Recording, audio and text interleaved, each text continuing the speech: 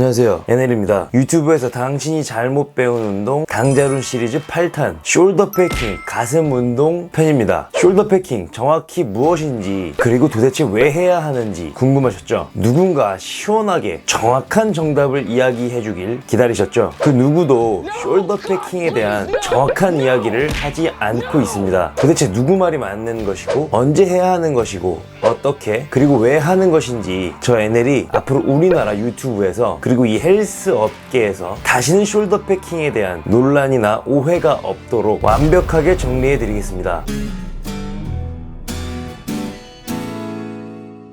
어떤 유튜브에서도 이야기한 적 없는 정답을 과학적인 근거와 자료, 그리고 그래픽 애니메이션으로 쉽게 누구나 이해하실 수 있도록 가르쳐 드리겠습니다. 오늘 8탄은 숄더 패킹 중 벤치프레스 시의 숄더 패킹에 대한 이야기입니다. 과연 벤치프레스 시에는 숄더 패킹을 해야 하는지, 안 해야 하는지, 그리고 해야 한다면 어떻게 해야 하는지를 말씀드리려고 합니다. 정답부터 말씀드리면, 어떤 스타일의 벤치프레스를 하던 벤치프레스 시 숄더 패킹은 후인 하강으로 반드시 꼭 해야 합니다. 유튜브에 있는 수많은 벤치프레스 시의 숄더 패킹에 대한 영상을 봤는데 대부분의 공통적인 의견은 상완골은 견갑골에 붙어있기 때문에 몸의 중심에 더 가까운 관절인 견갑골이 안정적이어야 더 좋은 퍼포먼스를 낼 수 있고, 그래야 다치지 않는다는 것이었습니다. 저도 옛날에 그렇게 배웠지만 그 이야기는 숄더 패킹에 대해 정확하게는 잘 모르니까 하는 추상적인 이야기입니다. 벤치프레스 시 숄더 패킹을 해야 하는 정확한 이유는 세 가지입니다.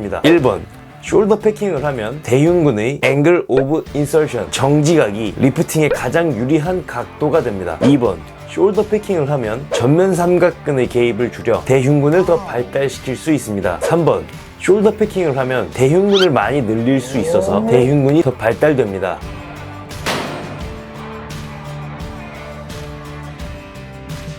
유튜브 영상을 찾아보면서 정말 말도 안 되는 벤치프레스 시의 숄더 패킹에 대한 두 가지 내용이 있었는데, 하나는 운동 역학적으로 설명해 보겠다고 하면서 벤치프레스는 앞으로 미는 운동이기 때문에 가슴 근육의 정렬을 앞으로 맞춰서 해야 한다는 내용이었고, 또 다른 하나는 해부학을 이야기하면서 대흉근의 기랑근은 중부승모근인데 주둔근과 기랑근은 한쪽이 수축할 땐 한쪽이 늘어나 주어 유기적으로 운동해야 하는데, 숄더 패킹을 하면 그게 불가능하므로 하지 않아야 한다는 것이었습니다. 운동 유튜버라면 자신의 영상을 보고 혼자 열심히 따라할 애청자와 구독자를 생각한다면 바쁘고 귀찮고 싫어도 특히 더 공부해야 합니다. 사람의 관절은 보통 뼈가 회전축을 중심으로 회전하여 운동을 만듭니다. 회전 운동에 대해서 정확하게 이해하려면, 그리고 어디가 운동이 되고 어디가 운동이 안 되고를 알려면, 즉 어디가 먹는지 안 먹는지 이야기하려면 정지각, 앵글 오브 인설션에 대해서 알아야 합니다. 강자룬 시리즈 6탄에서 여러 광배근 운동 중 그 운동이 상부, 하부 섬유 중 어디가 운동이 되는지 알려드리기 위해 말씀드렸던 내용과 같습니다. 근육은 항상 이렇게 건의 형태로 끝나 뼈에 붙게 되는데, 따라서 근육은 힘을 건의 방향으로 만들어냅니다. 이런 화살표 모양으로 힘을 만든다고 생각하시면 됩니다. 그리고 정지각,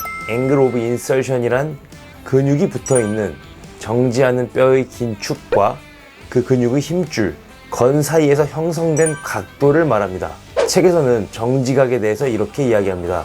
뉴만 키네지올로지 7장을 보시면, 목뼈에 부착하는 위팔 두 갈래근 힘줄의 정지각이 90도에 가까워지면 이런 생체 역학적 상황에서는 위팔 두 갈래근의 힘 전체가 아래팔의 돌림축에 적용되게 한다. 뉴만 키네시올로지 12장을 보시면, 엉덩허리근의 힘줄이 골반 두덩뼈 위라지를 지나갈 때 35도에서 45도 정도 뒤쪽으로 휘어들어가 정지각을 증가시키기 때문에 지혜작용은 증가하게 된다. 이 내용을 벤치프레스에서 직접 언급한 마크 리피토 스타팅 스트렝스 5장 벤치프레스를 보시면, 상완골 부착점에서의 각도가 커질수록 수축의 역학적 효율이 커지기 때문에 경사가 급할수록 좋다. 지혜에서는 힘과 모멘텀이 수직에 가까울수록 효율이 높아진다 라고 써 있습니다. 이 내용을 이해하기 쉽게 그래픽 애니메이션으로 보여드리겠습니다. 회전 운동은 문을 열고 닫을 때를 예로 들면 이해하기 가장 쉽습니다. 문을 위에서 봤을 때 이렇게 경첩, 즉 회전축, 그리고 손잡이가 있다고 가정해 보겠습니다. 누구나 감으로 문을 열고 닫을 때는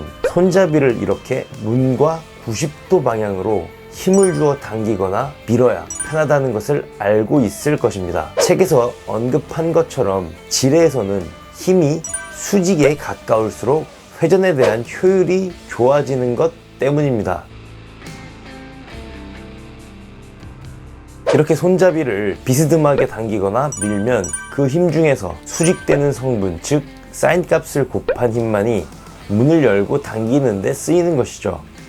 내가 10N의 힘으로 문을 열 때 90도로 당기면 10N의 힘이 오로지 문을 여는 데만 사용되지만 60도 각도로 당기면 10N의 힘 중에서 8.6N만이 45도 각도로 당기면 10N의 힘 중에서 7N만이 30도 각도로 당기면 10N의 힘 중에서 5N의 힘만이 문을 여는 데 쓰이는 것입니다. 이것이 숄더 패킹이랑 무슨 상관이냐? 숄더 패킹은 이 영상을 보시는 대부분은 아시겠지만 날개뼈를 후인 하강하는 것입니다. 두말 필요 없이 숄더 패킹이랑 문이랑 무슨 상관인지 실제와 비슷한 그래픽 애니메이션으로 보여드리면 대흉근은 이렇게 흉골에서 시작하여 상완골에서 끝나게 됩니다. 숄더 패킹을 하면 대흉근이 상완골에 붙어있는 각도가 이렇게 변하게 됩니다.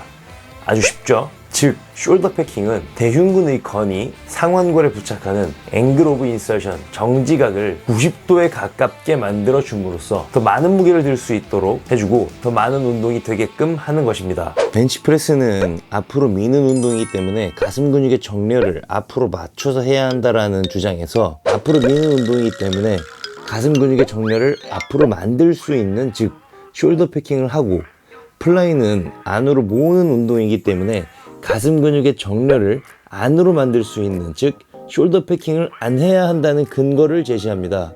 이것은 정지각에 대한 이해 없이 단순히 앞으로 미니까 정렬을 앞으로 맞춘다는 단순하게 생각한 틀린 주장입니다. 제 영상 가슴 운동편에서 말씀드렸듯 벤치프레스와 플라이는 똑같은 상완골의 수평 내전을 이용한 운동이고, 이렇게 애니메이션으로 보면 알 수 있듯 상완골과 대흉근은 똑같이 움직이며 똑같은 운동을 하는 것입니다. 플라이든 프레스든 어떤 가슴 운동이든 간에 똑같이 숄더 패킹을 해야 합니다. 벤치프레스 시 숄더 패킹을 하지 말아야 한다는 근거로 가장 많이 알려진 내용은 대흉근의 반대되는 기랑근은 중부 승모근인데 숄더 패킹을 하면 대흉근이 늘어날 수 없다는 것인데, 대흉근의 기랑근은 중부 승모근이 아닙니다. 그냥 기초 해부학책으로 보여드리겠습니다. 벤치프레스에서 대흉근이 수평 내전으로 상완골을 움직일 때 기랑근은 후면 삼각근입니다. 중부 승모근으로 숄더 패킹을 해도 대흉근이 수축 이완하는데 전혀 지장이 없습니다. 오늘 영상은 여기까지고요. 오늘 못다한 내용 다음 영상 당자론 시리즈 8탄 하편으로 찾아뵙고 7탄, 6탄 마무리 못한 내용 영상으로 만들고 당자론 시리즈 9탄, 10탄으로 등 운동과 어깨 운동에서의 달라지는 숄더 패킹에 대한 영상으로 찾아뵙겠습니다. 모든 영상 책임감과 사명감을 가지고 최선을 다해 열심히 공부해서 말씀드리겠다고 약속드립니다. 부족하지만 제 영상 끝까지 시청해주셔서 감사드리며 지금까지 넥스레벨의 김현욱이었습니다.